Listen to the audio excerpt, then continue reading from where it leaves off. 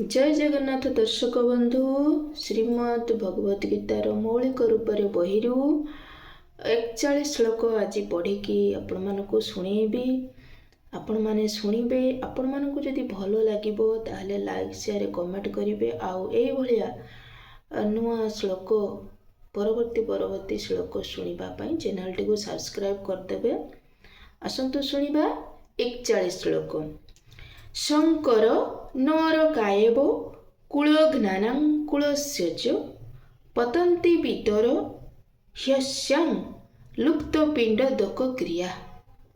यार ओडियार जो अनुवादटा अच्छी एटा देखिबा। जेतेबेले ए प्रकार अनावश्यक जनसमाज वृद्धि लाभ करे सेतेबेले वंशरे एवं वंशघात मानक पक्षरे नरक भोग परिस्थिति सृष्टि हो जाए। ए प्रकार दूषित परिवार मानकरे पितृपुरुष मानकर पिंड पाणी लोप हो जाए। भावार्थ देखिबा।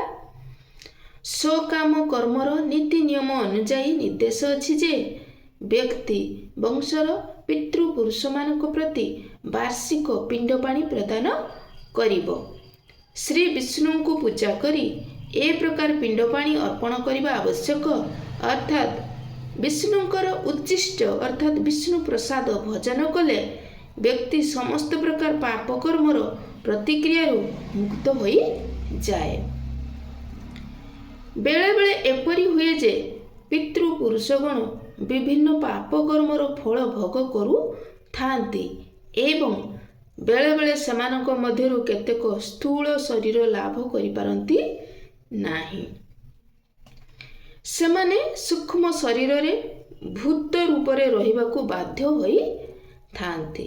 तेणु जेतेबेले वंशर कौनसी सुयोग्य पुत्र ए प्रकार महाप्रसाद पितृपुरुषंकु अर्पण करे सेतेबेले पितृपुरुषगण मुक्ति पाई जाती।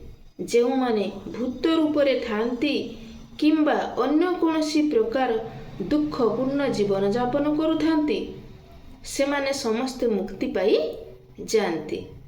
पितृपुरुष मानक प्रति ए जो कर्म करा जाए ताहा वंशगत धर्म बा कुल प्रथा अटे। जो माने भगवान को भक्त नुहंती अर्थात भगवत सेवा रे नियुक्त होई नाहंती सेमानक पक्षरे ए प्रकार कुल धर्म रक्षा करबा उचित। किंतु जे भगवानकर भक्त एवं भगवत सेवा रे नियुक्त ता पक्षरे ए प्रकार कर्म करिवार कोनोसी आवश्यकता नाही। केवल भगवत सेवा करी व्यक्ति तार हजार हजार पितृपुरुषंकु समस्त प्रकार पाप कर्मर प्रतिक्रिया दुख जंत्रणारु मुक्त करी पारे। यह श्रीमद भगवद गीता रे 11:5:41 रे कहा जाइछि। ताले श्रीमद भगवद गीता रे श्लोक होछि 11:5:41 रे कहा जाइछि।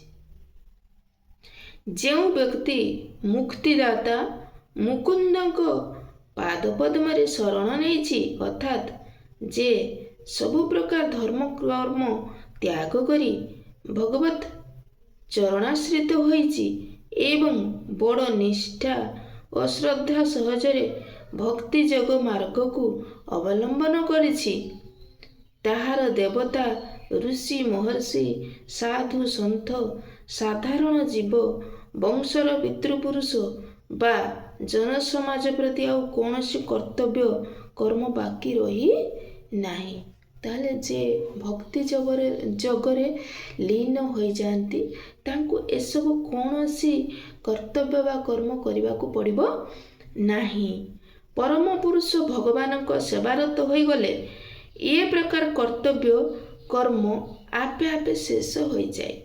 आउ ए सब आचरण करबा दरकार पड़े नाही। माने आचरण माने जोटा पिंड पानी प्रदान करबा सेटा आउ दरकार पड़े नाही। भक्ति जगर यह होची महिमा। भक्ति जगर महिमा यह जे जी भक्ति जग करिथिबो जी भक्त होइथिबो प्रकृत भगवानकर सेवा करिथिबो ताहले तार कोनोसी कर्तव्य आउ संसार प्रति रहे नाही। ତେଣୁ ତା ଜୀବନରେ ତାର ମୃତ୍ୟୁ ପରେ ତାଙ୍କୁ ପିଣ୍ଡ ପାଣିର କୌଣସି ଆବଶ୍ୟକତା ନଥାଏ।